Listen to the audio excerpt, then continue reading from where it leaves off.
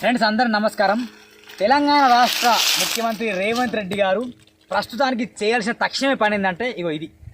అంటే అతన్ని పత్తేరమని చెప్పట్లే, ఆయన్ని పత్తేరమని చెప్పట్లే. ఆయన ఏం చేయాలంటే పత్తి రైతులకు అండగా నిలబడాలి. ఎందుకంటే తెలంగాణ రాష్ట్రంలో గత 10 సంవత్సరాలుగా పరిపాలించింది ఎవరు? BRS party. పరిపాలించింది ఎవరు? కేసీఆర్. అయితే అతని న్యాయంలోనే పత్తి రైతు 9,000 నుండి 10,000 వరకు ధర వలిగింది. ఇప్పుడు పత్తి రైతుల ధర ఎంత? దాదాపు 6,000 నుండి 6,700, 6,900, దాదాపు 7,000. 6,000 నుండి 7,000 వరకు పత్తి రేటు ఉంది.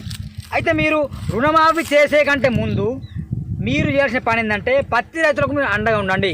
ప్రపంచవ్యాప్తంగా ఉమ్మడి ఆదిలాబాద్ జిల్లాలో ఎక్కువ పత్తి పంట పండుతుంది. దయచేసి పత్తి రైతులకు న్యాయం చేయండి. గిట్టుబాటు ధరగా మీరు గెలిచారు కాబట్టి ఇంకా రైతులతోని శబాష్ అని అనిపించుకోవాలంటే మీరు 12,000 ఇవ్వండి. ఏ క్వింటాల్కు 12,000 రైతుకు ధర కల్పించండి.